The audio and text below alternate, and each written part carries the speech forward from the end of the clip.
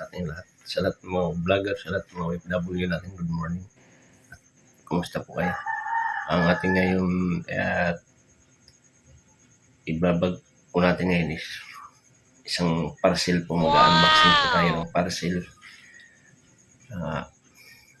In-order natin, ay ipin-order natin mga idol. In-order para sa magagamit sa dating sa natin sa pag ng solar, kasi pag tag-ulan hindi ko makarga. So i-unboxing natin kung tama ba yung in-order natin mga idol. Yan, samahan nyo ako. A few minutes later. So yan yung parcel. So yan, bago tayo magpatuloy, mag-shoutout po muna tayo. Shoutout sa lahat. Shoutout sa mga vlogger lahat, mga idol, at siyempre sa lahat ng mga charity vlogger. Sa Team Kalingap, shoutout po sa inyo. Sa Team Daddy Frankie, shoutout po. At sa Team Kuya Noli Vlogs, shoutout po. At siyempre Pugong Biyahero, shoutout po. So yun, mga idol. At siyempre shoutout sa ating mga kaibigan, small vlogger din, kagaya ko. Shoutout kay Ryan Sumamat Vlog, shoutout kay Calvario Mix Vlog at Katukan Vlogs, at siyempre Rowena Mix Vlog po. Sana suportahan niyo po sila lahat. Ayan mga idol. So ito po ang parcel natin. Ayan.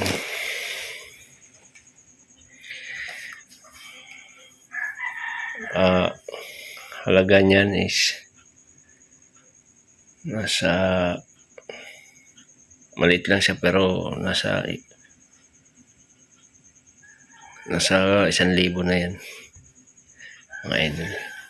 Magagamit natin yan dito sa bahay, sa kung ano man lang dapat So ayan, samahan nyo ako mga idol.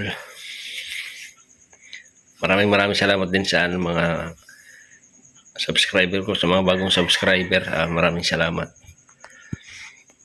Bubuksan na natin yan. December 5 pa lang ngayon mga idol. Malapit ang Pasko. Yan. A few minutes later. So yan mga boss, samahan niyo ako sa pag-unboxing natin ito. Kahapon lang ito dumating. December 4. So, December 5 na yun. Unboxing natin. Sana hindi sira. Mamaya.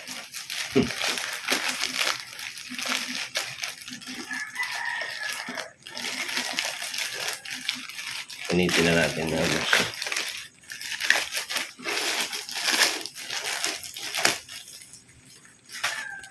Ayan.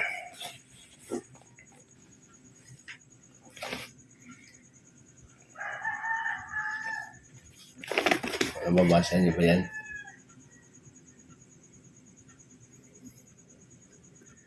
Ayan.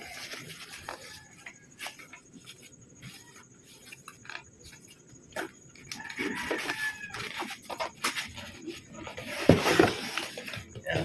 Buksan na natin mga boss. Dito yung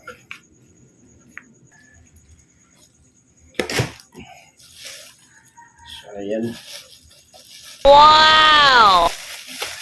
Ito na siya mga idol. O yun. Charging siya mga boss pa. Charging siya ng battery. Ayan. Ayan. Pang-charge sa battery. Mga idol.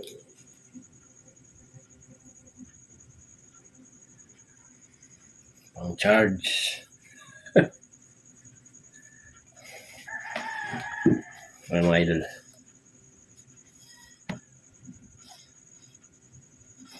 So ito mga idol, kaya tayo umorder nito. Pang-charge sa battery. Kasi solar yung gamit natin. Wala po kaming kuryente. Solar yung gamit namin. Yan, yung umiilaw na yan. Solar nang gagaling po yan. So, Kaya kailangan ko to ng pang-charge kasi minsan pag tag-ulan ay talagang naghahagila po kami ng ng pagcha-charge kasi yun nga, hindi siya kumakarga ng maayos pagka tag-ulan ang solar, lalo na pag tuloy-tuloy ang tag-ulan o umabot ng isang linggo. Ay naku po, napakamahal ng pagpa-charge. Nasa 300 pesos ang isang pagcha-charge ng battery ng solar.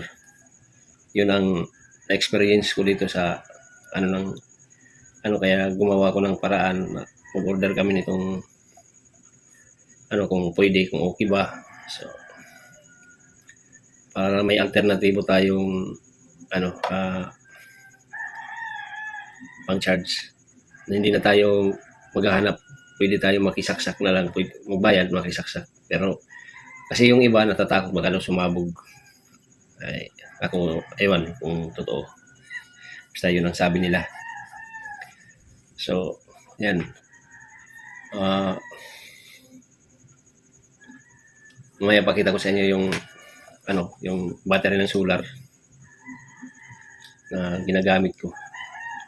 Tapos may mga battery akong maliliit na pang motor lang na ginagamitan ko ng ilaw para hindi na kasi dito nawalan kami ng kuryente sa area. So, ayun, gumawa kami ng paraan para magkaroon kami ng ilaw at makagamit ng electric fan.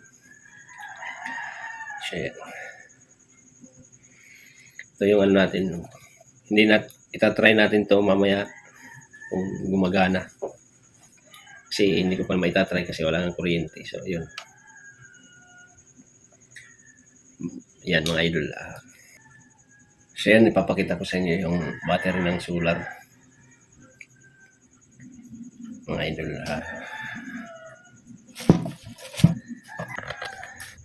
Ayan. Nakikita nyo to. Ito. Wow! Yan yung battery. Ito, inverter yan. Inverter para makagamit ka ng kuryente. Ayan, umiilaw. So, ito naman yung battery maliit. Para sa yan? Ilaw. Tsaka yan yung charging controller.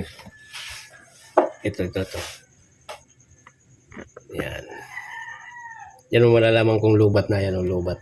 Nasa 3 bars. 11.7. Yan. Andun yung panel yan sa taas. So yan mga idol, pakita ko sa inyo. Ang problema natin dito is hindi ko alam kung pwede. 100 amperes lang pala to. Nasa 150 amperes daw yung